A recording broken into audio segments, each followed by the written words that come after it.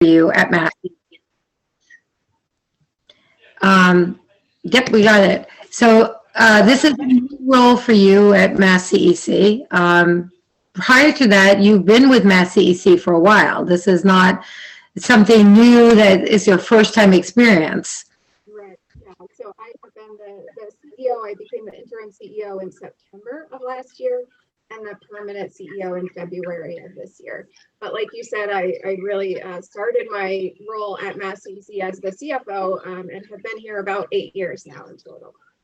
So you know the ins and out from the beginning of MassCEC, right? So you were there in its infancy. Yeah, that is great. And prior to that, though, you basically came from the world of consulting. And we at NUI have a lot of women who are consultants or work for various organizations that are consultings. How did that differ from you when you came from that world of consulting and came over to MassCEC? Can you just elaborate on how it was similar, different? What can you share with us? I ended up where I am, and then maybe answer your question about what things are different and what things are similar. So I started my career at Deloitte. I spent 18 years working at Deloitte with a lot of different types of clients and companies and all industries. But I spent a fair amount of time in the energy industry, serving clients that could be utilities, to independent power producers, to renewable energy developers. And then I really started to work, in my last 4 or 5 years there, I really started working with clean energy startups. And that's where I started to get really excited about what those clients were doing, what those companies were accomplishing, and kind of the science and the technology breakthroughs that they were having, and also kind of seeing those companies and the challenges they had in terms of raising money and how to be successful, how to kind of grow those companies. So I ended up working for quite a bit with those clean energy startups at Deloitte. And then this opportunity came across my desk. I have to say, I did not pay much attention to it the first time, as I wasn't really looking for a different role at the time. But then the second time it came across my desk, I thought I should at least think about it a little more, and I should at least investigate it. I was really not sure what it would be like to work in state government, and if that was going to be something that would be interesting to me. But the more that I met with people at MassCEC and the more that I learned about the work that we're doing here, the more I really thought it was a great fit and exactly what I was looking for, which is how do I help these clean energy companies and these people working on these technologies, how can I help be part of those solutions and help those companies grow? And that's a great segue into understanding the difference in the public sector versus the private sector. And we have people in both camps. Sure. So I guess the question I'd like to propose to you, just to elaborate more on your experience, is what did you see as some of the cultural differences from going from the private sector to the public sector? And if you can also talk a little bit about, what are the similarities, what are the differences, and was it difficult to go from the private to the public? I think it was less difficult than I expected. What I really was worried about is the caliber of people and the people that are working at a consulting firm like Deloitte. I just was worried that I wouldn't get that same experience, but I was so pleasantly surprised at how many people are working in state government that are really knowledgeable experts in their field and really interested and passionate about what they're doing. So I sort of think about MassCEC a lot like a nonprofit. We have a lot of mission-driven people that are working really hard because they really believe in what we're doing. So I was really excited about that. I think that there are some similarities in terms of, we're all working towards a mission. Some of the things that were different, in the past at an organization like Deloitte, I was serving my clients. And so there was a revenue side of the house, and there was also just client service aspects. And now I think about, what we're doing is, again, like a mission-driven nonprofit. So you're working towards a mission. And maybe I'll share a little bit about MassCEC for those people who maybe on the phone that aren't as familiar. So we are a quasi-state agency in Massachusetts. Our goal is really to grow the clean energy industry here in Massachusetts, but also to help our state achieve our ambitious climate goals. So in Massachusetts, we have climate goals to have a 50% reduction in greenhouse gas emissions by 2030 and a net zero goal by 2050. And those have now been enacted into law. And so how can we achieve those is really the focus of the work that we do here at MassCEC. We do that work in a number of ways, and I'll just kind of touch on a few of them. But we take commercially ready technologies and help figure out how can we advance and accelerate the adoption of those technologies by piloting and demonstrating ways that can then be scaled by people in the private sector or by people like MassSave. So that's how we work with technologies that are already commercially ready.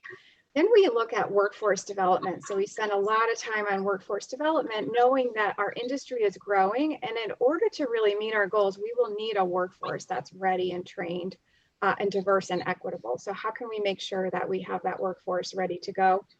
And then finally, we spend a lot of time on innovation and technology development. So we know that in order to meet our goals, we still have innovations in that technology area that can not only help us get to scale faster, but can also bring down the cost. And so how can we help fund those?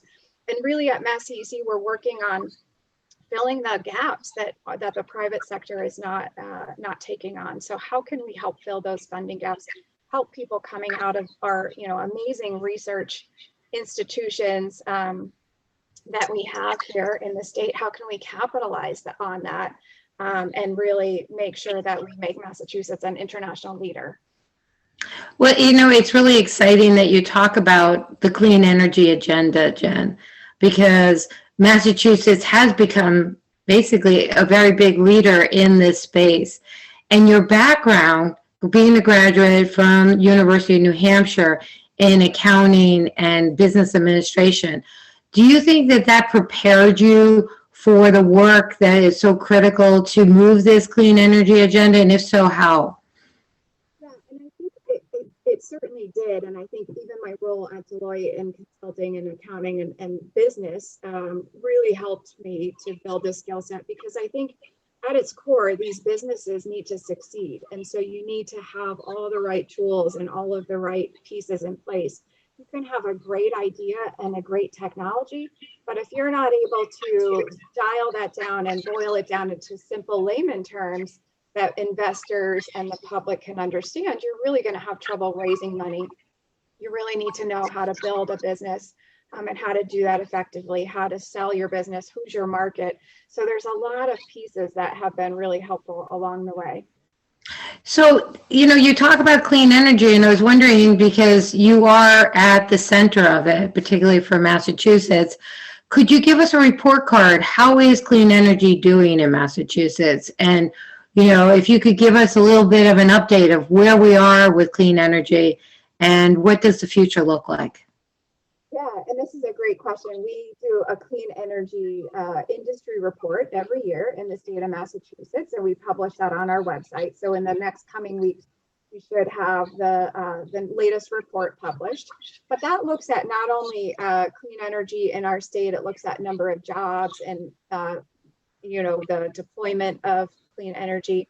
But we are in such a moment right now with both the federal legislation that's been happening at the federal level, but also at the state level, coming off of back-to-back years of pretty significant climate bills being adopted in Massachusetts. And so we're at this really great moment in time where there's a lot of momentum, a lot of energy, and a lot of those tax credits coming out of the federal government will help bring some of the costs to cost parity.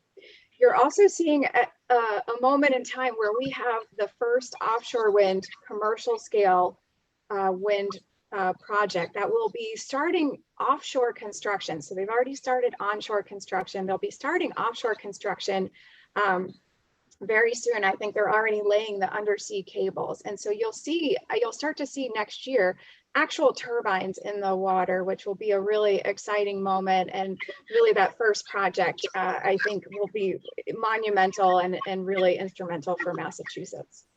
Well, it is exciting, and I'm glad you're giving us this update because I want to definitely ask our viewers to remember to put your questions into the Q&A because this is a rare opportunity. Jen, you're extremely busy because it seems like there's the offshore wind project, but there's more than just offshore wind happening in the clean energy space.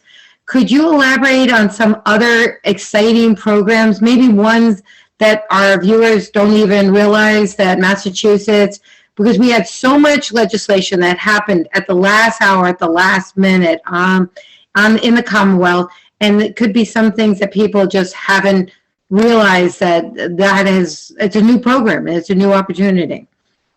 A number of areas where we focus our time. So offshore wind is a big one. It's new and just for the United States, but also a real opportunity for Massachusetts. We also spend a lot of time on building sector. And so how do we decarbonize our buildings? And we have a number of programs where we are piloting models that can then be scaled by someone like MassCEC's or by the private sector. So how do we look at how people can build a roadmap so that when you're making decisions about changing out your furnace, for example, let's say your furnace breaks and it's the middle of winter, that's not the first time you want to have a conversation with someone about an air source heat pump and what that technology is and what it means for them. So how can we help people by educating them and by also helping them to build a roadmap so that when they need to make those decisions, they already have some of that information to help them make a more informed decision. So we have a lot of programs that we're piloting around that. But in particular, there's a couple of programs that we are really excited about, focused on environmental justice communities. And one of our programs in particular is called Empower Mass. And that's where we're working with community-based organizations to have them bring to us their best ideas for how to both increase the adoption of clean energy in their communities, but also to increase the access to the benefits of clean energy. So whether it's a community solar program or helping people access the energy efficiency rebates and programs that are available to them. So they're bringing to us their best ideas. We are working with them to help build capacity at their organizations, whether they need some technical help or whether they just need some support and financial support to help build staff out. We're working with them in the planning aspect, and then we help them on the implementation side. So that's something that we're really excited about, and we're really excited about how far-reaching it's throughout the state. We have a number of programs and projects happening. Well, sounds really exciting, and I thank you for the update. I guess my biggest question to you, Jen, is though, what do you see as some of the challenges that you have? And if you could elaborate on them so that maybe someone who is listening to the program might have a solution or can help meet those challenges. Yeah, I think some of the challenges, if we look at our goals and where we need to be, so the state has released a clean energy and climate plan. And so there's two components to that plan. One is a longer term roadmap for how do we get to 2050. And the other is a 2030. So 2030 is seven plus years away, but that's actually not very far away when you start thinking about it. And so that has quantifiable targets in there about how many, for example, how many EVs do we need on the road in Massachusetts if we're to meet our climate goals in 2030? We need about 900,000 EVs on the road by 2030. We have less than 50,000 today. So just looking at those numbers, you can see we really have to start to get to scale. So I think that that's really, it's an all hands on deck situation. But the thing that the real sweet spot between why MassCEC was created and what we're really good at is being a catalyst. So how can we demonstrate things, pilot things, and then find best practices and act as a catalyst to really start to help to get us to scale? Well, Jen, as anybody knows, he's asked me anything. So now we like to switch over to the personal side.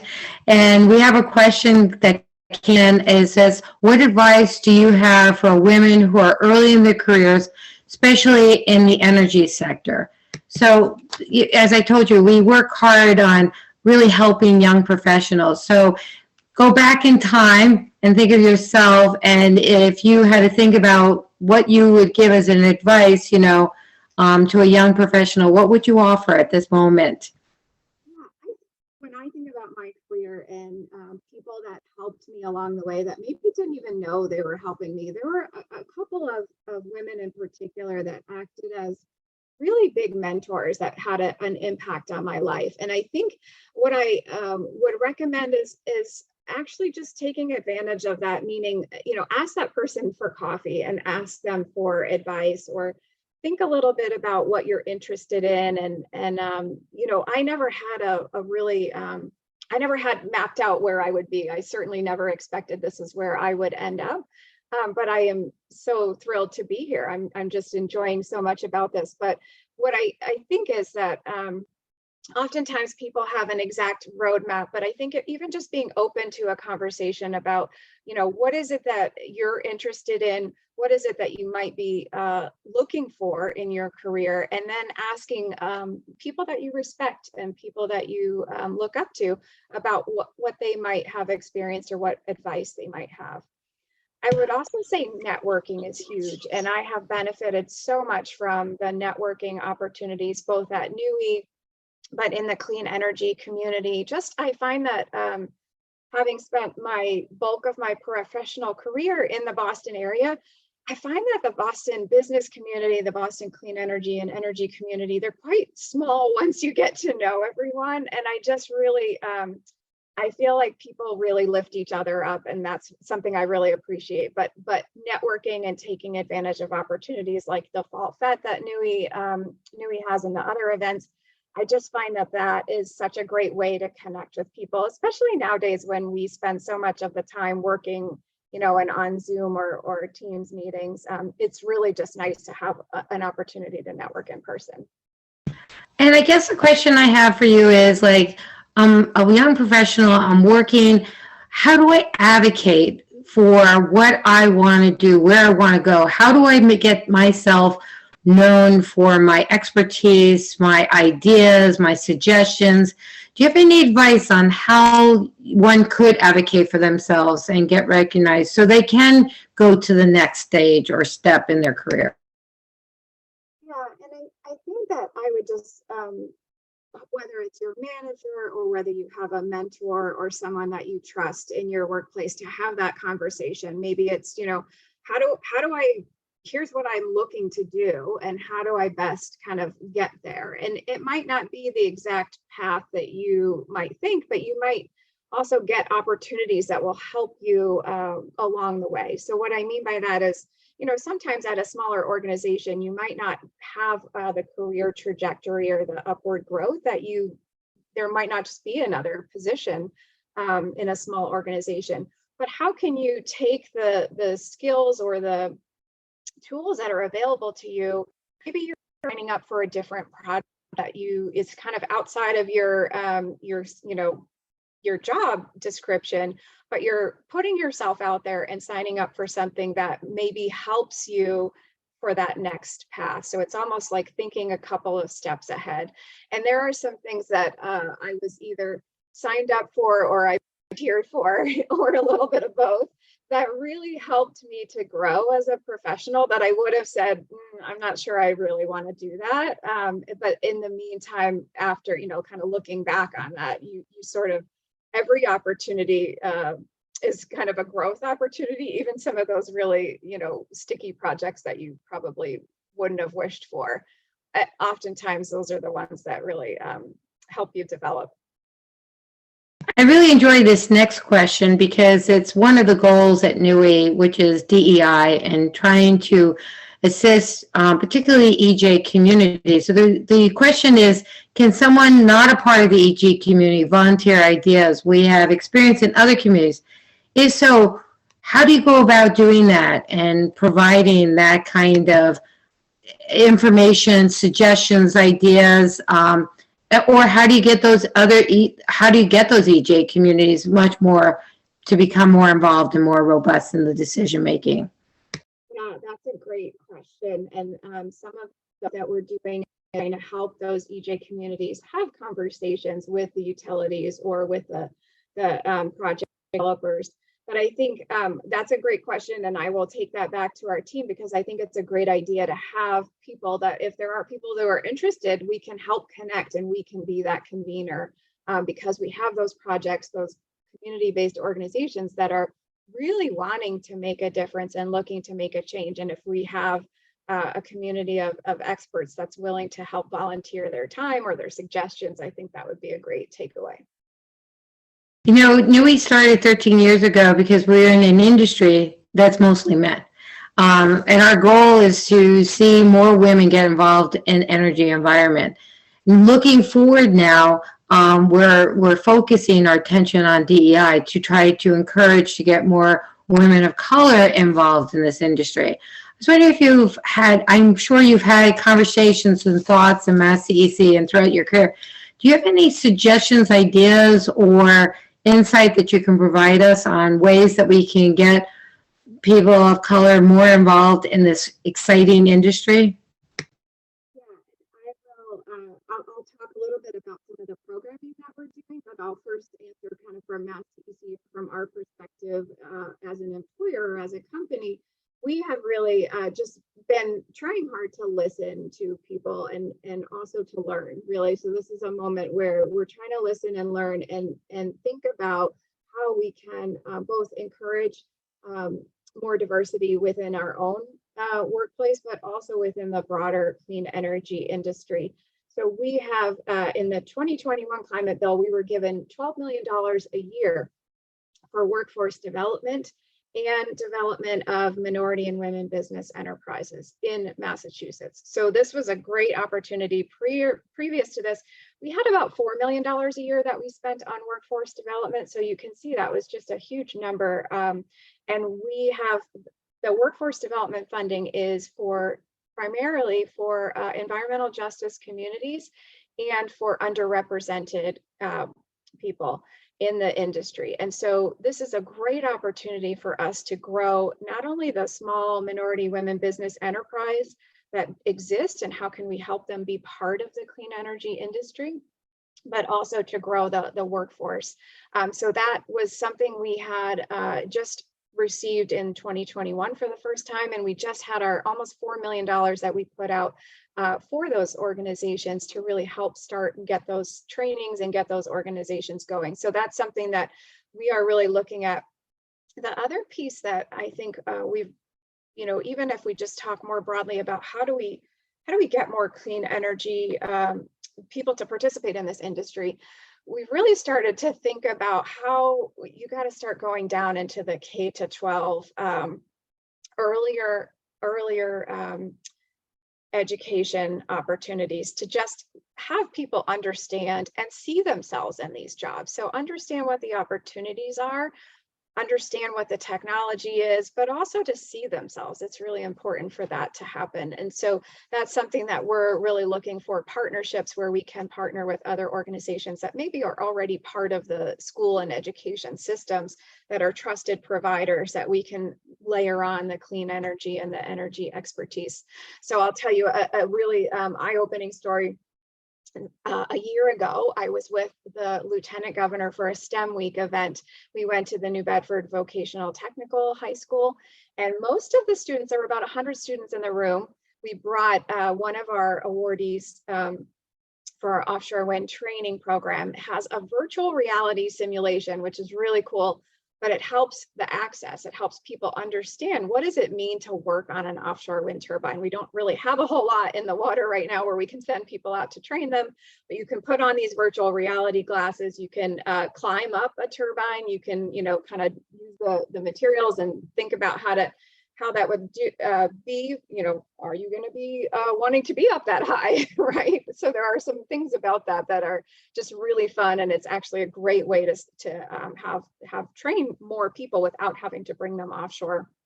But we had the students do some of that, and then we asked them, how many of you are really thinking about offshore wind? And this was down in New Bedford, where offshore wind is really taking off, and that's where the first projects will be deployed out of.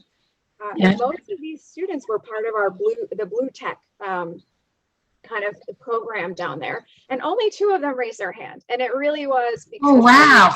and it was just because they hadn't really thought about it. They didn't know about it. They didn't know what it would look like, what are the jobs. And so that was a real eye-opening moment for me, that we really needed to think, earlier on and start helping people understand what the jobs are, to see themselves in those. Well, it's interesting that you raised that, because I know that you're a mom of 2 girls, and, it's interesting to see, from their perspective as they advance in their own personal careers. But I was wondering if you could touch on the fact that you're a CEO of a major organization, and having that work-life balance. Like, how did you address it as you rose up in the ranks to a CEO position? And now that you are in a CEO position, how do you reflect back on providing a work-life balance in your organization as yourself? And I think that's important for people to understand, because part of what we do at New is we try to educate, but also advance perception and policies as well. Yeah, that's a great question. So I will say, I don't do it all, right? I don't think anybody has figured out the perfect answer, and some days are better than others. But in like overall holistic balance, I feel like I have achieved what I had hoped to do. I think over my career, I have benefited from a couple of things that offered me a lot of flexibility. When I was at Deloitte and I had really young children, they had a reduced workload, where I could work on a reduced workload for a period of time.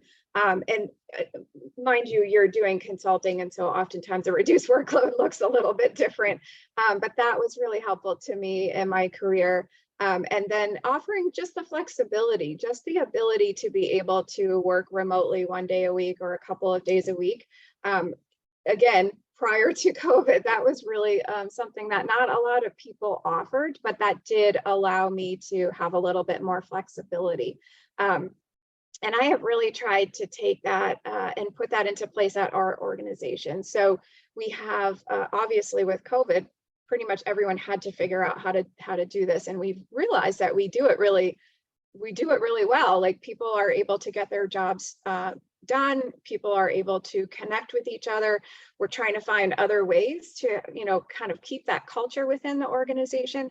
But I really felt like, as much as we can offer that flexibility, we should, and we shouldn't have, I feel like some people are afraid of creating a policy where someone might abuse it. But, that's a situation where you deal with that one person. You shouldn't have the whole organization's policies just created around something that might happen if you offer that flexibility. And I just think that that's something we really need to think more about. If you think about the number of women leaving the workforce right now, it's really quite astonishing to see that. And people leaving the workforce, and also really just not taking on the management roles in the same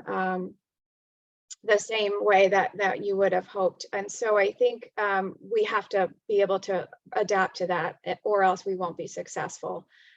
So that's what I would say there. So if we can build on that, because you're now in a leadership role, and I'm sure you've heard of that imposter syndrome, that women just don't feel like they have the skill sets and all. How do we overcome that sense of, I have to have all the skills, all the expertise, I have to be 3 times smarter than the average person working? What would you say to the women in your organization, and maybe to yourself, about how to overcome that and take on these new challenges? Yeah, that's a great question. And I'll just share another story, which was when I was leaving Deloitte, and I was talking to a colleague up here about taking on a CFO role at MassCEC. She said to me, like, well, wait a minute, are you sure you want to do that? Because you haven't done that before, and you might not know all the answers. And I just thought that was so interesting, because to me, I was like, well, if I had all the answers and I knew exactly what to do, then I don't think this would really be that interesting to me. So in my professional career, I've always really enjoyed learning and growing and seeing new things. And that's why I spent, so many years. What I loved about Deloitte is seeing all the clients and seeing all the people and their different businesses and how they ran things. And you just get to learn a lot from that. So I felt like that was just an interesting moment where I said to myself, I probably don't know everything and I probably won't have all the answers, but I'm a smart person and I can figure it out. Like, I think many of the skills that I learned at Deloitte were around problem solving and how to think about things. And then I think the other piece is that I had a great network. And so I knew that I would have a great network available to me to rely on and to call. And I certainly did in those first couple of months, like, hey, have you ever seen this before? So I think that it's always reminding yourself that, if you had all the answers and if you knew exactly what the job was or what the role was, wouldn't that be kind of not as interesting? So it's been a good reminder that I've always had to actually remind myself of over time. And how do you create an atmosphere now in your role as a leadership for other women to have that sense of, it's okay to make a mistake. It's okay to challenge yourself. It's okay not to have all of the answers to all the questions.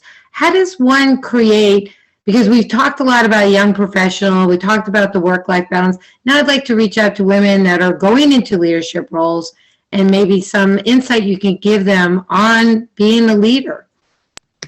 Yeah, I think from my perspective, I just try to be myself. I try to just be authentic because that is who I am. And so when I don't have the answers, I want to be able to say that. And I want to ask advice of other people on our management and executive team. And I think that also leads to better decisions. So having more diverse perspectives. If I came into something and said, well, I know the answer and this is the way we're going to do it, first of all, maybe I don't have the right answer. And then second of all, that's, you're not taking advantage of all of the skill sets and the experiences that are different than your own that come to you from other people. And so I think as a leader, that's just what I try to help foster that and sort of just emulate that myself and be a role model for that. When Nui started, there was energy and there was environment. Nui thought we should have it basically the energy people talking to the environment people talking to energy people. Do you still see that divide, especially at MassCEC? That's in your title. Do you see it coming together, or do you see it more, energy not really collaborating with clean, with environmental? Yeah, no, and I actually think that it's coming together in a much different way. And much of that is, we're starting to really focus on climate and resiliency and the environment. The environmental impacts of that are really extreme. And then also thinking about things like transportation and the emissions from transportation and the impact on the environment and the community and the air quality, right?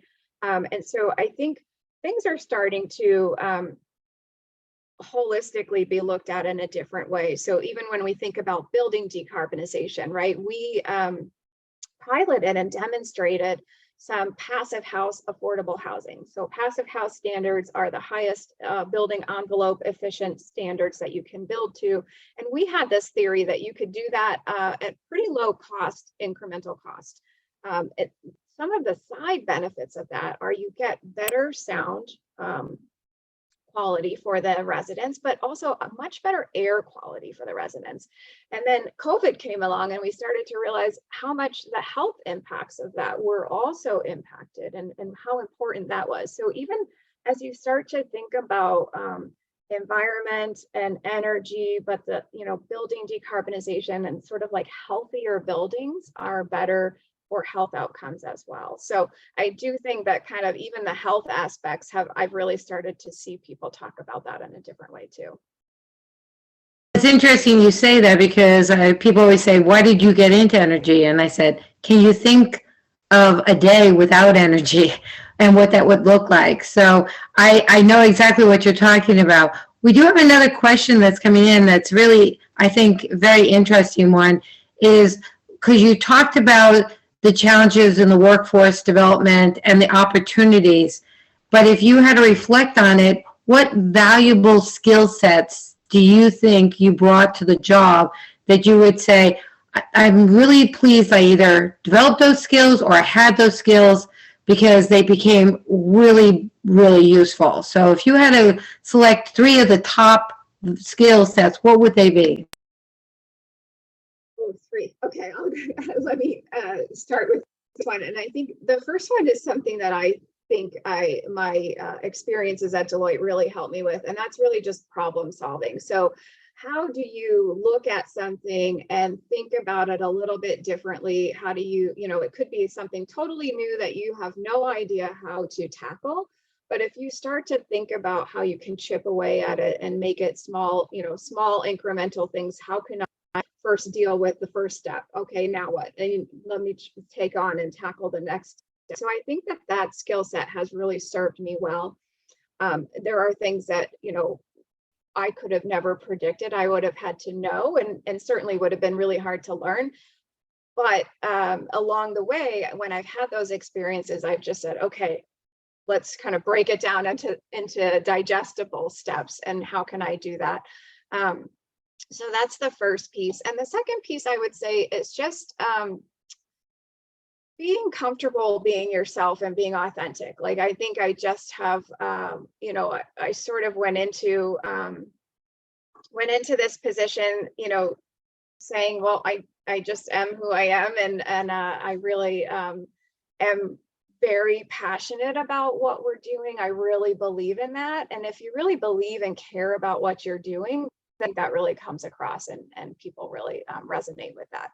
Instead of, if I ever get into a point where I feel like I'm not being true to myself, or I'm trying to, sell something that I don't believe in, even if it's just like, a program that we should implement. If I don't really believe in it, then I think that comes across. So that's another piece that I would say. Well, it's interesting you bring that up, because I agree with you. You have to be passionate and you have to really believe in it. And climate change is real. But as we go down the road towards addressing climate change, a lot of the programs that we're offering are, until they get to an economy of scales, they're expensive, especially in the transportation sector, especially in the building sector. So how do we ensure that the lower income are not, left with no choice but to have the only gas guzzlers because they can't afford an EV car, or they're a renter and the landlord is not providing, an air source heat pump or upgraded insulation and energy efficiency? So if you could touch on that and how we can bring along that sector into basically where we have to go. Federal and at the state level make a big impact. In some of the work that we're doing, those programs that I talked about, we're also piloting and demonstrating clean transportation solutions for both urban but also rural communities, maybe communities that don't have access to public transportation in the same way. So there is a lot that is focused on trying to help make sure that we bring those communities along and don't have them bear the burden of higher energy costs, but also the environmental impacts and the health impacts of the burden of transportation and other areas. So for sure, there's a big focus on it, both at the federal and state level, but I think that's going to be the primary driver of making change.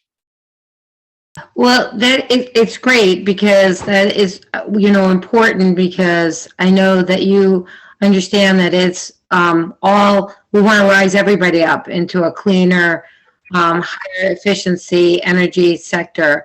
I would say, though, it's interesting when we talk about that. You talked about the schools and all.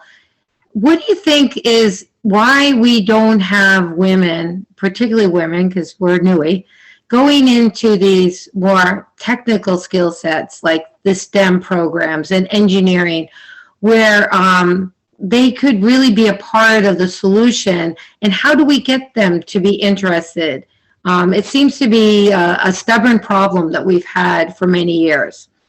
A McKinsey study that just came out, and it talks exactly about that. There's underrepresentation in the more technical roles, so the STEM roles, and this is nationwide, not just our area. There's also, like I talked about, there's the women are leaving companies at much higher rates. And then the other piece that was really interesting, I thought, that they found is women weren't making it to the C-suite or higher management roles.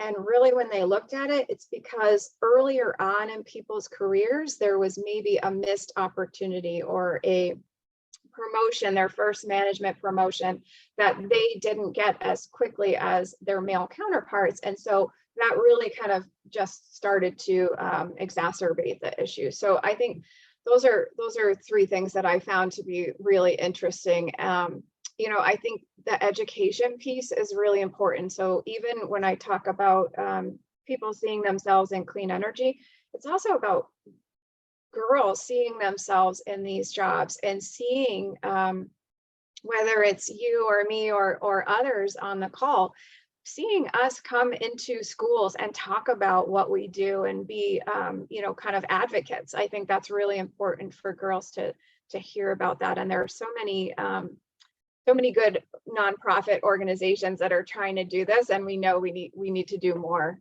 for sure. Now, you have two girls yourself. So as an Ask Me Anything, we go personal, we go professional.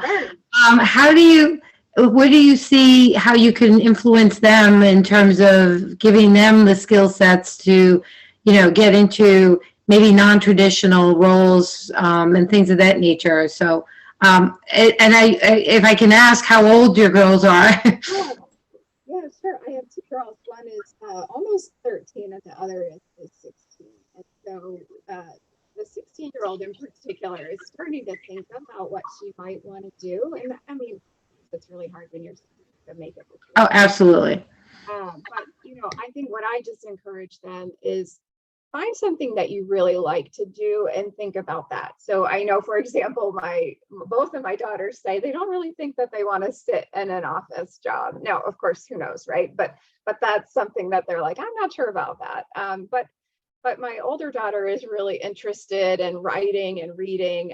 She's an avid reader. She loves to write. And so I think I've really tried to encourage them rather than being worried about, well, what job would that translate into, or how are you going to make a living? I've just really tried to say, you know what, I think you should really go after what you're interested in. And because, again, like I have found in my career, I if I'm doing something I really am having fun and I'm enjoying, then I'm enjoying my work, but I'm also better at it. And I think what interestingly, the reason why I ended up in accounting is because I graduated college in the middle of a pretty big recession. And so it wasn't exactly where I thought that I would end up or what I was really super interested in, but the opportunity was there, the jobs were there. And then once I was there, I really enjoyed it.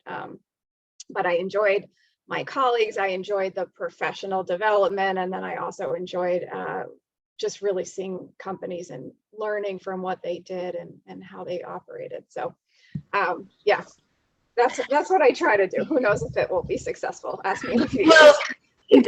Absolutely. And we only can have so much influence over our children. And I fully understand that, having two myself. But at MassCEC, are you growing? Are you looking? Are you hiring? I know I have two vacancies in my company. And I was wondering, do you have vacancies? Are you looking for future growth? And, what do you see as the challenges, or are they lining up outside the door to come work at MassCEC? So I just was wondering if you could reflect on that. We are definitely hiring. We have a few positions that are on our website that are available, and so hopefully people will go check those out. But we are growing. So we have, like I talked about, our workforce development funding that we have available. We're hoping that we will get some additional funding to really start to scale some of this important work that we're doing. We can be a really important catalyst to help us achieve our goals, and we know we need additional funding to help us really get there. But we are hopeful that we'll continue to grow and really expand the work that we're doing. I also want to just give a shout out. We have an internship program. So for anybody that is either working at a clean energy company or perhaps interested in an internship, we fund internships at clean energy companies. That's one of our flagship programs. And many people that I run into have started their career in one of those internships. So that's been really successful. And that's a good way to test out working at different companies and seeing what different aspects of clean energy or energy are. And the environment, I should say. And then we also, just similar to NUI, we have a jobs board too, where people can post job opportunities. And I have met people who've gone through your internship program, and they have gone on to careers in the energy and the environment world. So I do encourage people, this is all on your website about the internship, and I think it's a great opportunity, and it's paid. It's a paid internship, and it gives you great exposure. And like you said, you can see if this is the right career for you. And I hope we get more women involved in the energy environment. Well, we're coming up to our wrapping up our conversation. I just want to put one more shout out if anybody has any more questions that they would like to ask Jen, because I have to tell you, Jen, it's great having you. You're a very busy woman running a very important organization, and I can't thank you enough for the time that you've given us, especially to talk to our members and women and men who are looking to join NUI, because it's bringing people like yourself and having this opportunity to ask you questions, to get your insight, to see what the future is going to bring in the industry. It's so helpful to understand more of what's happening. We get so bogged down in our specific little area that we forget that this is a bigger agenda and it has a lot going on. And MassCEC is a phenomenal organization and has been extremely supportive to NUI, and we can't thank you enough for that. So I always ask this question of our listeners, I mean of our guests, and the question is basically, I'm hoping that we can put a collection of this together in a booklet, because it's been very interesting, the responses we've gotten. But if you can look back at any point in your career where you had someone give you some advice, whether it was solicited or unsolicited, and if you could tell us what that advice was, and then if you can tell us if you followed it or didn't follow it, and then the outcome. So I love this kind of insight, because it's great to reflect back. So if you could think of a moment of someone and who, if you could say, if you selected and that, what was it? Did you follow it? If so, what was the outcome? If not, should you have? One thing I'll share is when I was thinking about coming to MassCEC, so I had been at Deloitte for 18 years. I had made it's called a managing director, but it's essentially a non-equity partner. It's really unusual for people to make it to that level and then to leave. And like I had said before, I wasn't really looking to leave. So I really struggled with that decision. I was very comfortable with the caliber of people and the environment and the work that I was doing at Deloitte. But I really felt like professionally I could grow and I could have a bigger impact on the clean energy companies at MassCEC. And so I was really interested in it, but I was very torn. And I, asked a number of colleagues, a number of friends, and someone a professional woman that I really respected said to me, I kind of just was saying to her, this isn't really what people do. People don't leave after that long of a time.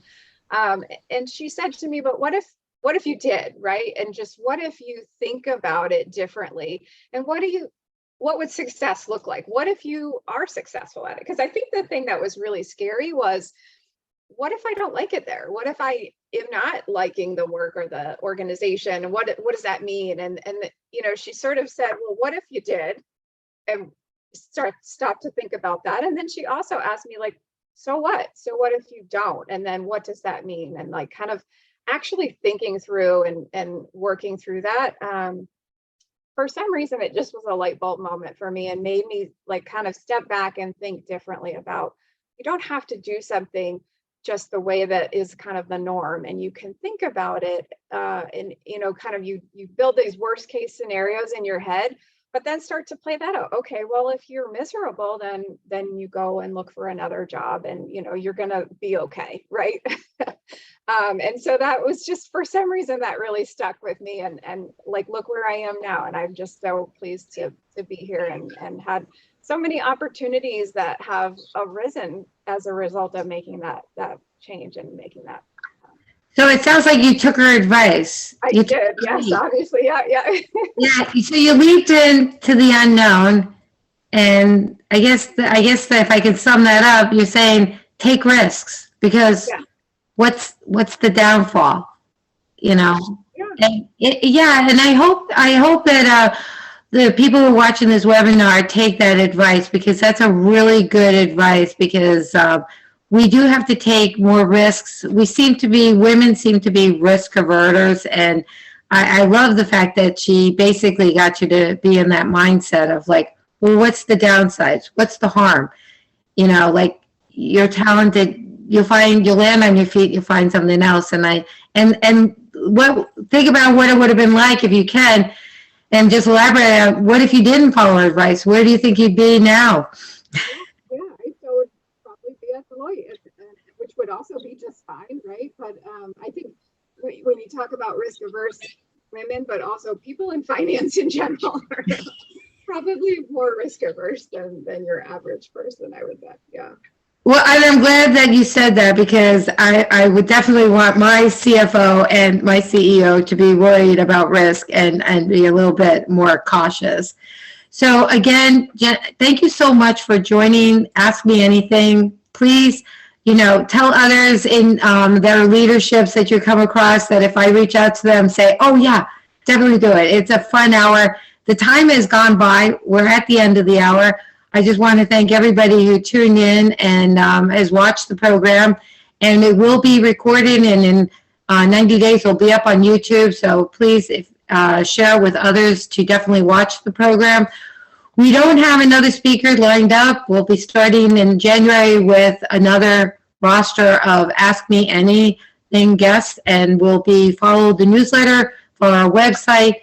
Jen, thank you again for giving us an hour of your busy day to be on the program, and we look forward to seeing you at the Fall Fete, and I hope I see everybody else at the Fall Fete, November 17th, starting at 4:30, 6:30 is the networking session, and please bring a piece of clothing you can donate to help other women get into a professional career here in the energy and environment world. So thank you, and have a good night. Take care. Bye-bye.